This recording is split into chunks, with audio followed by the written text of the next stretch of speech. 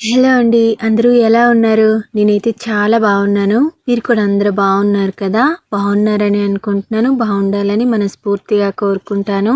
Welcome to my channel కేబిటివ్ lifestyle vlogs. నేను మీ భారతిని. ఈరోజు వీడియోలో నా డైలీ రొటీనే చూపిస్తున్నాను. ఇంకా ఎండి రొయ్యల కూరని ఎలా చేస్తానో చూపిస్తున్నాను ఈ వీడియోలో. వీడియో అయితే చాలా బాగుంటుందండి. స్కిప్ చేయకుండా లాస్ట్ వరకు చూసి ఈ వీడియో మీకు ఎలా అనిపించిందో కామెంట్లో చెప్పండి. వీడియో నచ్చితే మాత్రం ఖచ్చితంగా లైక్ చేయండి. లైక్ చేయడం మాత్రం అస్సలు మర్చిపోవద్దు. యూట్యూబ్ కొత్తగా ఇచ్చిన హైప్ కూడా ఖచ్చితంగా ఇవ్వండి. ఇంక నేనైతే 5:30 పావు తక్కువ 6 ఈ టైంలో అయితే లేసాను. నేను లేసేటప్పటికి మంచు అయితే విపరీతంగా కురుస్తుందండి. మంచు దగ్గరగా 8, 8:30 ఈ టైం దాకా అయితే కురిసింది. ఎండ బాగా వచ్చేంత వరకు అయితే మంచు కాస్తానే ఉండండి. చాలా చలిగా ఉంది. మంచు బాగా కాస్తుంది కదా! ఇంక నేను లేసేటప్పుడే మా వైష్ణవ్ కూడా నాతో పాటే లేసేసి సైకిల్ తీసుకొని అయితే ఆడుకుంటున్నాడు. మా వైష్ణవ్ స్కూల్ నుండి రాగానే ఏ పని చేయడండి. ఫస్ట్ ఇంట్లో కూడా రాడు. రాగానే సైకిల్ ఎక్కడుందని ఎతికేసి సైకిల్ తీసుకొని ఆడుకుంటాడు. మళ్ళీ తెల్లవారు లేచిన తర్వాత కూడా ఫస్ట్ సైకిల్ తీసుకొని ఆడుకొని దాని తర్వాత మిగతా పనులు అయితే చేస్తాడు. అంత ఇష్టంగా సైకిల్తో అయితే ఆడుకుంటాడు. మా వైష్ణవ్‌తో ఆడుకోవడానికి పిల్లలు ఎవ్వరు లేరు కదా! అందుకని ఎక్కువ సైకిల్‌తోనే ఆడుకుంటాడు. ఇంక నేను తెల్లవారు లేయగానే ఫస్ట్ అయితే ఇంటి ముందు వాకిలి చిమ్మేస్తున్నాను. ఈ వాకిలి చిమ్మేది ఎలగలేదనే నాకు కొద్దిగా ఎక్కువ టైం పట్టేస్తదండి. అదీగాక ఇది ఆకు రాలే టైం కదా! ఎక్కువగా ఆకు రాలుతుంది. ఇంకా లేట్ అయిపోతుంది. చూడండి మంచు ఎంత ఎక్కువగా కురుస్తుందో. ఈ మంచు వల్ల అసలు వీడియో కూడా సరిగ్గా క్లారిటీ లేకుండా వచ్చింది. ఇంకా వాకిలి చిమ్మడం అయిపోయిన తర్వాత కల్లాపు జల్లేసుకుంటున్నాను. కల్లాపు అయితే ఒట్టి నీరుతోనే కల్లాపు జల్లుతున్నానండి. నిన్న మొన్న మా అత్తే వాకిలి చిమ్మేసి పేడ నీరుతో కల్లాపు జల్లింది. నేను ఈరోజు ఒట్టి నీరుతోనే కల్లాపు జల్లేస్తున్నాను. పేడ దొరకలేదు. పేడ దొరకకుండా కల్లాపు జల్లకపోయింది. ఎందుకంటే మంచు పడి బాగా నేలంతా కొద్దిగా నిమ్ముగా ఉంది. ఇంకా కల్లాపు జల్లేసిన తర్వాత ముగ్గు వేసేసుకుంటున్నాను. నేను ఈ ముగ్గు వేసుకునేటప్పటికి టైం అయితే కరెక్ట్గా 7:15 ఈ టైం అయితే అయిపోయిందండి. కొద్దిగా లేట్ అయింది కసువు దోసేది. చెప్పాను కదా కొద్దిగా ఎక్కువ స్థలం ఉండడం వల్ల ఈ వాకిలి చిమ్మేది కొద్దిగా లేట్ అయింది. ఇంకా చిన్న ముగ్గు అయితే వేసుకుంటున్నాను. ముగ్గు 7 చుక్కల ముగ్గు అయితే వేసానండి. 7 చుక్కలు 4 వచ్చేంత వరకు మధ్యలో చుక్కలు పెట్టుకోవాలి. నేను మా అమ్మల డేస్లో అయితే ఇలా సింపుల్గానే ముగ్గులు వేసేసుకుంటాను. ఏదైనా పండగలకైనా సరే పెద్ద ముగ్గులు వేయను కానీ మరి 9 చుక్కలు 12 చుక్కలు ఈ సైజులో అయినా ముగ్గులు వేస్తాను. కానీ నార్మల్ డేస్లో మాత్రము 7 చుక్కలు 6 చుక్కలు 5 చుక్కలు ముగ్గులే వేస్తాను. నాకు పెద్ద ముగ్గులు వేయడం అసలు రాదు. చిన్న ముగ్గులే వేస్తాను. ఇంకా నేను సైడ్లకి డిజైన్లు వేస్తాను కదా! అవైతే అస్సలు రావు. ఎప్పుడు వేసినవే రొటీనే వేసుకొని ఉంటాను. అవి మాత్రమే వచ్చు నాకు. ఇంకా సింపుల్గా అయితే ఇంటి ముందు ఇలా ముగ్గు వేసేసాను. ముగ్గు అయితే మేము 2 దగ్గరలో వేస్తామండి. వెళ్ళే దారిలో ఒకటి, ఇంటి ముందు ఒకటి, 2 దగ్గరలో ముగ్గు వేస్తాము. అందువల్ల చిన్న ముగ్గులే వేసేస్తాను. ఇంకా ముగ్గు వేయడం అయిపోయిన తర్వాత టిఫిన్ చేస్తున్నాను. టిఫిన్ అయితే ఈరోజు అలసందలు మినపప్పు 2 రాత్రి నానబెట్టుకున్నాను. ఇప్పుడు గ్రైండర్లో వేసుకొని వడలు చేయడానికి అయితే రుబ్బుకుంటున్నానండి. నేను ఎప్పుడు వడలు చేసినా సరే ఎక్కువగా అలసంద వడలే చేస్తాను. మా ఇంట్లో అలసంద వడలే ఎక్కువ ఇష్టంగా తింటారు. మామూలు మినపప్పు వడలు కూడా చేస్తాను. అలసందులు లేవు అనే టైంలో మాత్రమే మినపప్పు వడలు చేస్తాను. అలసందులు ఉంటే మాత్రం మినపప్పు వడలు చేయనండి. కానీ అలసందులు నానబెట్టేటప్పుడు కొద్దిగా మినపప్పు కూడా వేసి నానబెట్టేసి వడలు చేస్తాను. అలా చేస్తే చాలా బాగుంటాయి తినడానికి. ఇంకా గ్రైండర్లో పప్పు వేసేసిన తర్వాత పొయ్యి మంట వేసుకుంటున్నాను. కట్టెల పొయ్యి మీదే చేసేస్తున్నానండి ఈరోజు వడలు. కొద్దిగా టైం ఉంది అందుకని కట్టెల పొయ్యి మీద చేస్తున్నాను.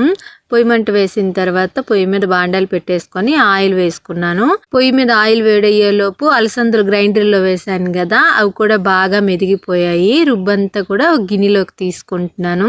గ్రైండర్లో వేయడం వల్ల వడలు కానీ బోండాలు కానీ ఇవైతే మంచి రుచిగా వస్తున్నాయండి. బాగుంటున్నాయి.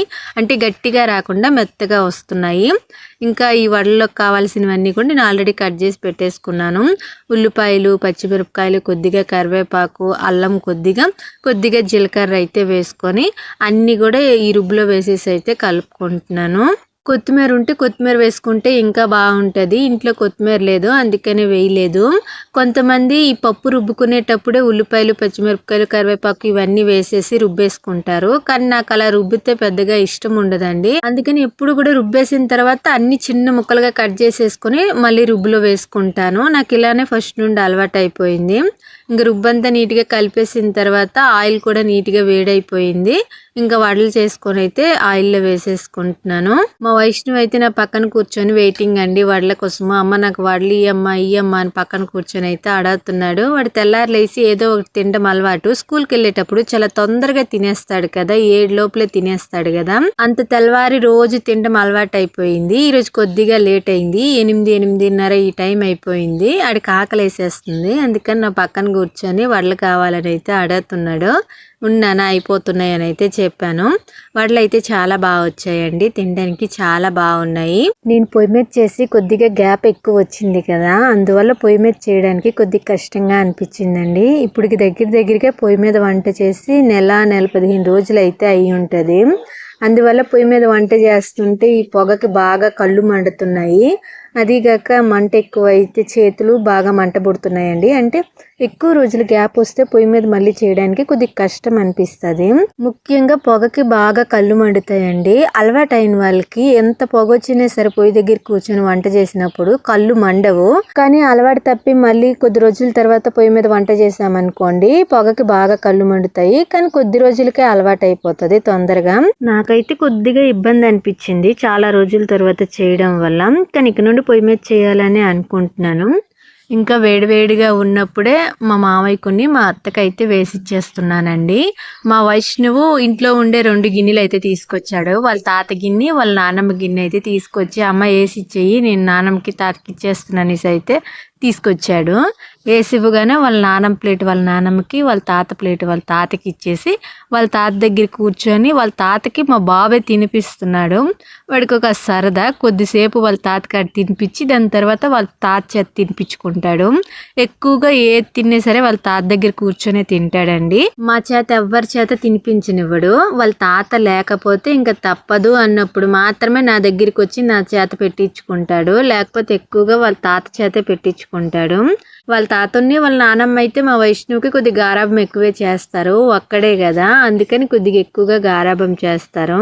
ఇంకా వాళ్ళ తాత దగ్గర అయితే బాగానే తినేసాడండి. నేను ఇంకా వడలన్నీ చేసేసిన తర్వాత నేను మా ఆయన కూర్చొని అయితే తింటున్నాము. అప్పుడు నా దగ్గరికి కూడా వచ్చి వడలు పెట్టించుకొని అయితే తింటున్నాడు మా బాబు. వడలు అయితే చాలా ఇష్టంగా తింటాడు. టిఫిన్ల వరకు అయితే చాలా ఇష్టంగా తింటాడండి. దోశ అయినా, ఇడ్లీ అయినా, వడలు అయినా, బోండా అయినా, బోండా కొద్దిగా ఎక్కువగా ఇష్టంగా తిండు కానీ మిగతావన్నీ కూడా చాలా ఇష్టంగా తింటాడు. అన్నాల్లో కూడా క్యారెట్ అన్నము, టమాటా రైసు, ఇంకా పొంగల్ అన్నము ఇలాంటివి చాలా ఇష్టంగా తింటాడు.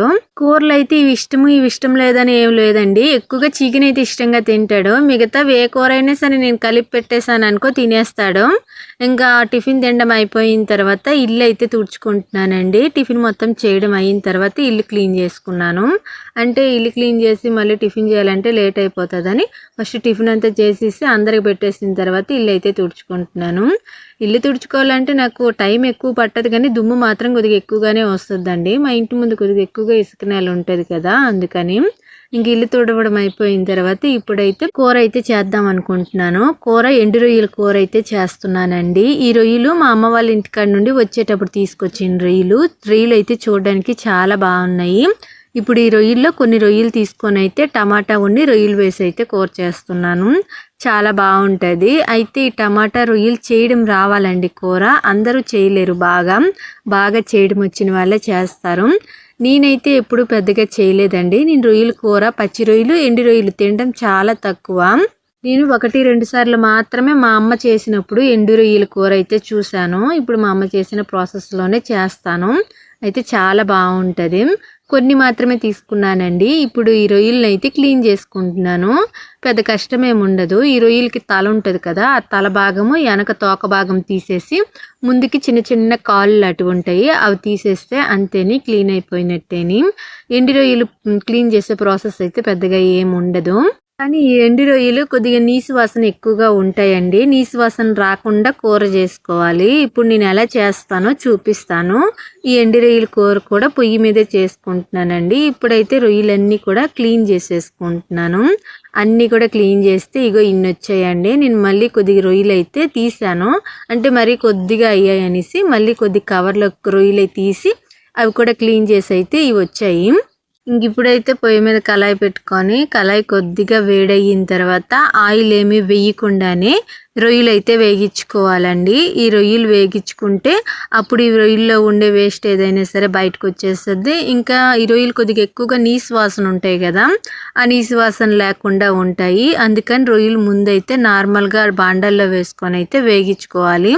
కొద్దిగా కలర్ మారేంత వరకు అయితే వేగించుకోవాలండి. మాడనివ్వకూడదు, జాగ్రత్తగా వేగించుకోవాలి. కొద్దిగా తొందరగానే వేగిపోతాయి, టైం అయితే ఎక్కువేం పట్టదు. నేనైతే ఈ కూరకు కావాల్సినవన్నీ కూడా పొయ్యి దగ్గర తీసుకొని వచ్చి అయితే రెడీగా పెట్టుకున్నాను. పద్దాక ఇంట్లోకి వెళ్ళి తీసుకురావాలంటే పొయ్యి మీద ఉన్నవి అయితే మాడిపోతున్నాయి. అందుకని అన్నీ కట్ చేసేసి కూరకు కావాల్సిన ఉప్పు కారాలు అన్నీ కూడా పక్కన తెచ్చుకొని అయితే పెట్టుకున్నాను. అన్నీ కట్ చేసేసి అయితే రెడీగా ఉన్నాయండి. ఇంకా కూర ఒక్కటే చేయాలి. ఇంకా రొయ్యలు అయితే నీట్గా వేగిపోయాయి. ఇప్పుడు ఈ రొయ్యల్ని నేను వేరే గిన్నెలోకి తీసుకొని అయితే ఒక 2 నిమిషాలు చల్లారనిచ్చి దాని తర్వాత కొద్దిగా గోరువెచ్చగా ఉండే నీరు వేసుకొని నీట్గా కడుక్కోవాలి. ఎక్కువగా మళ్ళీ నీటిలో నానబెట్టి కడగకూడదండి. గోరువెచ్చని నీరు వేసిన వెంటనే నీట్గా కడిగేసి అయితే పక్కకి తీసేయాలి. కొద్దిగా వేడి నీరు వేసుకొని కడుక్కుంటే ఈ రొయ్యల్లో ఉండే వేస్ట్ అంతా కూడా బయటకు వచ్చేస్తుంది. ఈ రొయ్యలతో ఏ కూర చేసినా సరే రొయ్యలు వేగించకుండా అయితే కూర చేయకండి, నీసు వాసన ఎక్కువగా వస్తుంది. లైట్గా ఫస్ట్ వేగించుకొని దాని తర్వాత కడిగేసుకొని మళ్ళీ తాలింపులో ఒకసారి వేగించుకున్నాం అనుకోండి, ఈ రొయ్యలు నీసు వాసన రాకుండా కూర చాలా బాగుంటుంది.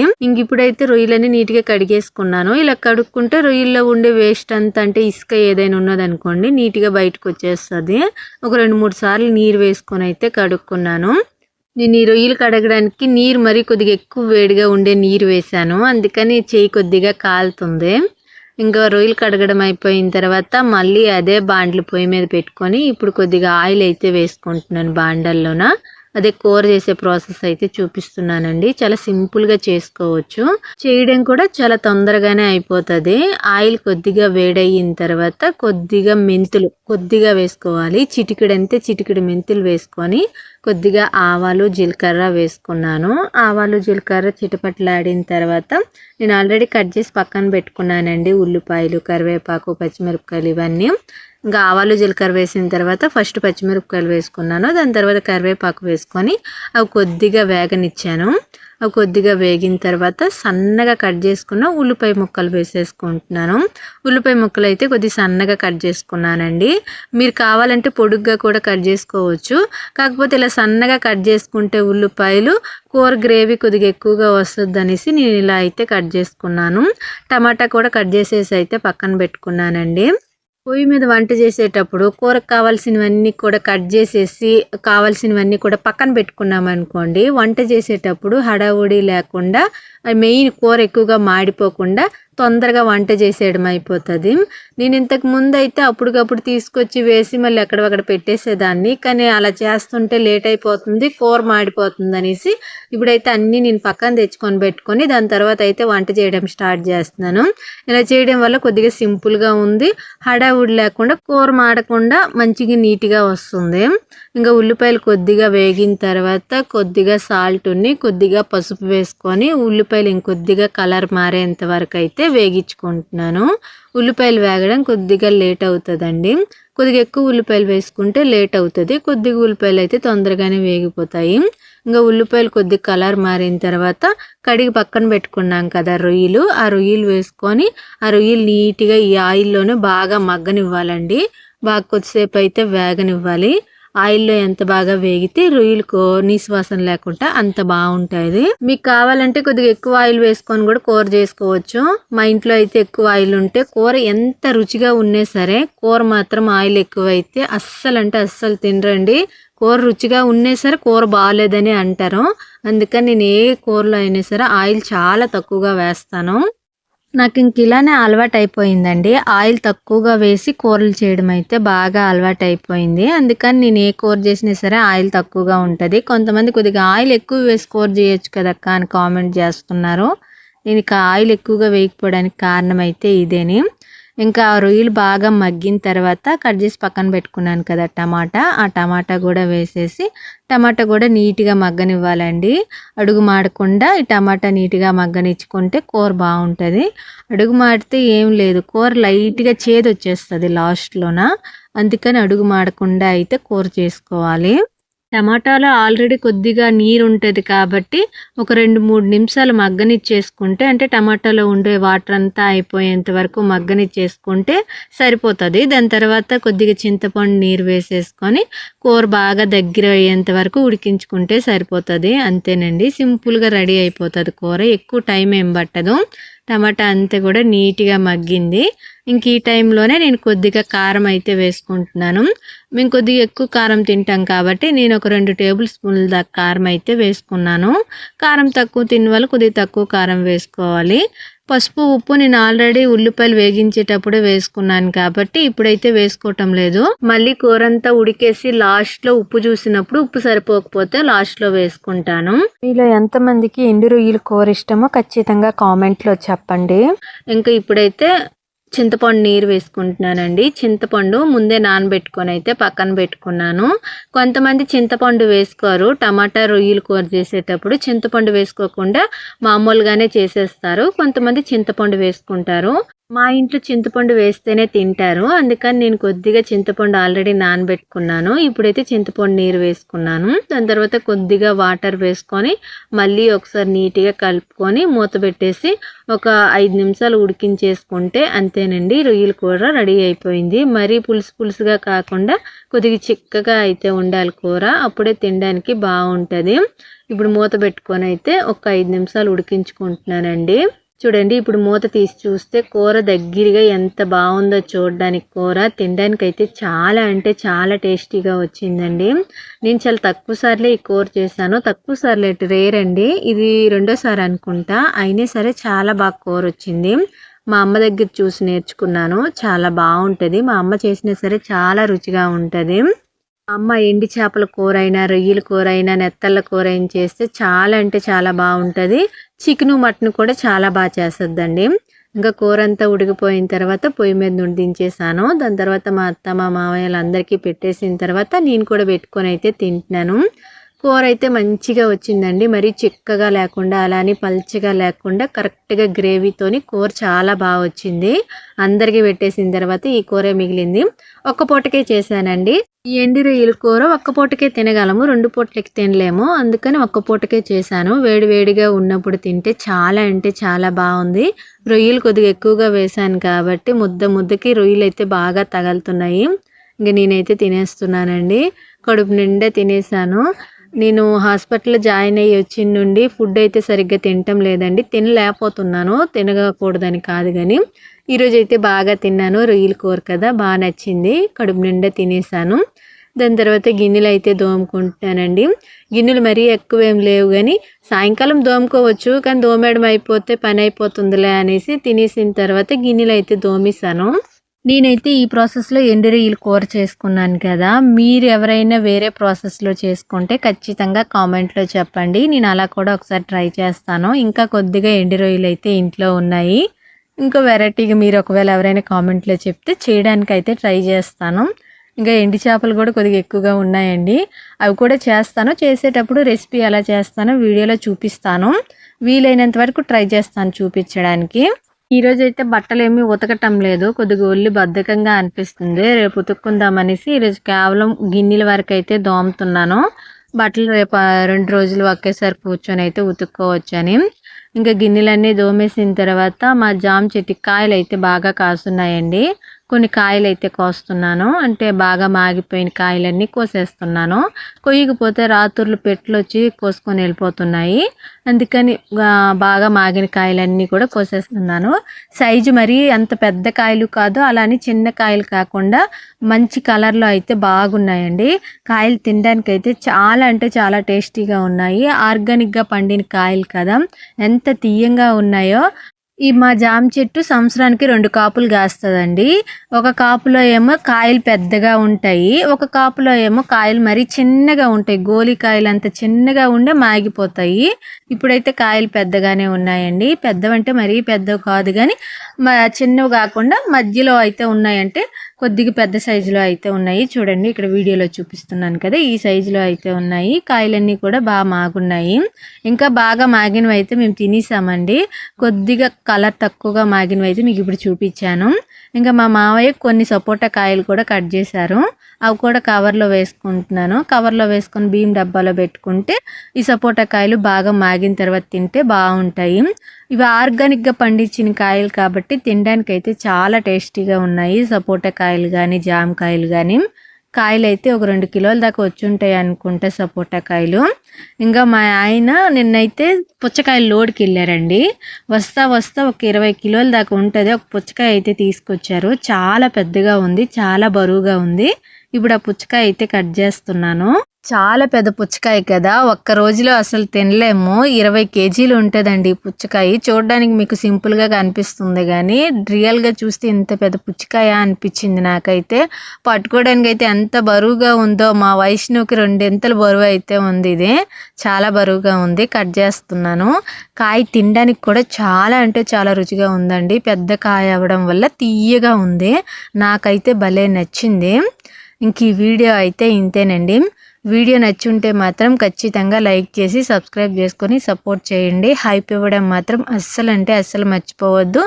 లైక్ కూడా ఖచ్చితంగా చేయండి. మీరు లైక్ చేస్తేనే నేను కష్టపడిన కష్టానికి ఫలితం వస్తుంది. మా వైష్ణవ పుచ్చకాయ కోసేంత వరకైనా ఉండటం లేదు. ఒక చిన్న ముక్క కోసి అయితే వాడికి ఇచ్చేసాను. ఇంతేనండి. Thank you.